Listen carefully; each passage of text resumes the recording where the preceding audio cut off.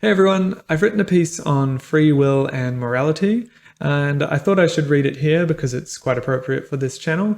It's available in written form on my blog, which I'll link in the description below. This is going to be more of a short podcast episode than a YouTube video, so feel free to turn the video off and rest your eyes and just listen. Hope you enjoy. Thank you. The absence of free will as a foundation of morality.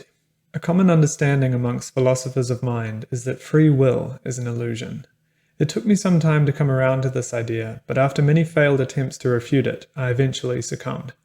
The idea that we don't truly have free will is, on its face, unappealing.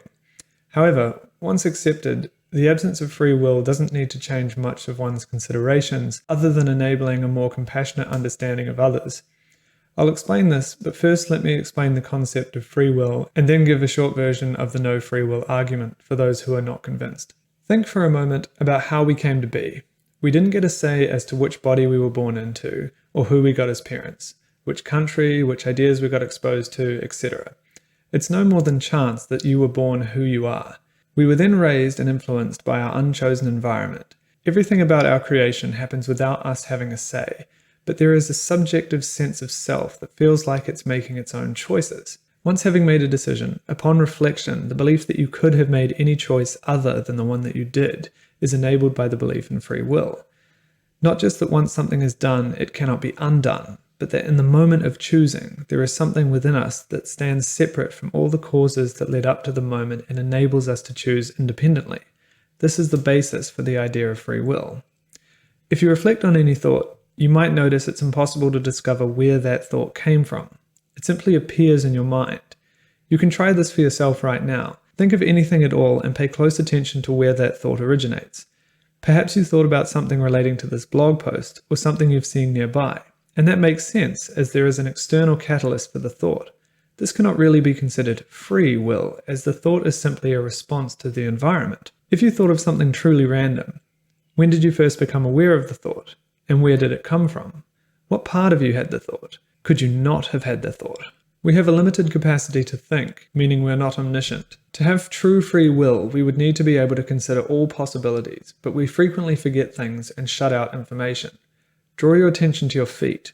At least for a moment, you'll be aware of sensations in your feet that weren't there seconds earlier.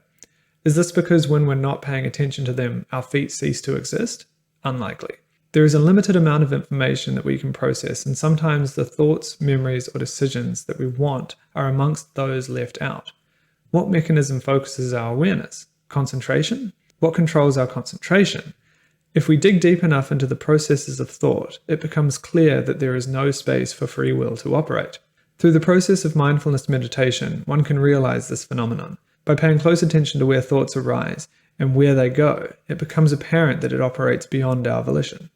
The neuroscientist Benjamin Libet discovered that the brain patterns that precede an action occur before the subject becomes consciously aware they're going to act. This is as if the brain decides what to do and then informs consciousness of this decision.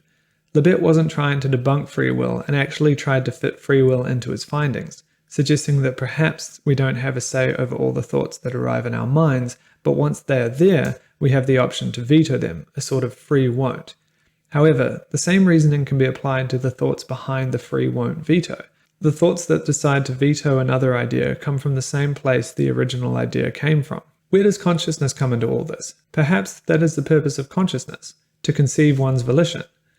The question of how consciousness comes about and why it exists is known as the hard problem of consciousness. In contrast, the easy problems are in understanding the processes which enable humans and other species to perceive sensations and interact with the world, including making rational decisions. We can write computer code that makes basic decisions by emulating the configuration of neuronal cells. I don't have an answer to the hard problem, but all the processes required to sustain our lives, including decision making, can be explained with answers to the easy problems. Consciousness could simply be a byproduct of information processing. It seems that free will and consciousness are separate. One can be conscious and not have free will. As for the other way around, can one have free will without consciousness? It's unclear, as we don't understand what a mind with true free will would be like. People can often find this understanding challenging and that it robs life of its meaning. However, this need not be the case. We are beings with the capacity to experience, and there is a great many worthwhile things to experience. Films might be an illustrative analogy here. Think of life like a movie that you have a front row seat to. Despite not being able to control the main character's thoughts, you can still be completely immersed and invested in the story and enjoy the ride. Just as a lack of control over the story of the movie doesn't take away from the enjoyment, the absence of free will doesn't take away any value in life. I'm not contributing anything new to philosophy with my understanding of the absence of free will, but I find this concept important to express as it serves as the philosophical foundation of my ethical understanding. Traditionally, ethics have been grounded in one or another form of revelation. Because God says it's good, it is good. My morality is not bound by theology, so I need naturalistic explanations for ethical imperatives. It seems to me that in a world without free will, the propensity for compassion comes much easier.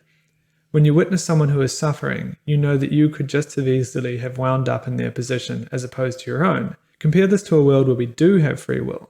In that world, someone who is suffering is in part responsible for being in that situation. They are in some way at fault. This makes it easier to be uncompassionate and blame them. This doesn't give a free pass to negative behaviors. If someone commits a crime, then society is still justified in punishing the person for their crime. The usual reasons still apply. Lawful incentives enable civil society, and we want to live in a civil and safe society because that's how we maximize our experience of well-being. Let me propose a hypothetical.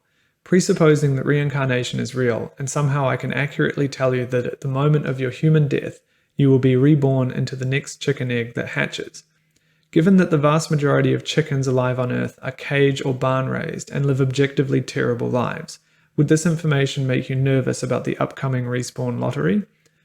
Would you want to use your capacity as a human today to improve the lives of farm chickens? The desire to create a fair and equal society where everyone gets equal opportunities in life now has a clear incentive. The people that society leaves behind, or the animals that humans torture, could have been us. This is the foundation of my ethical understanding. We are all sentient beings with the capacity for pleasure and suffering. We ultimately didn't have a say over how we got here and don't control what will happen to us. In the future, we could find ourselves suffering and desire the help of those around us. It's important to live in harmony and help other people because we are the other people, or at least we could have been.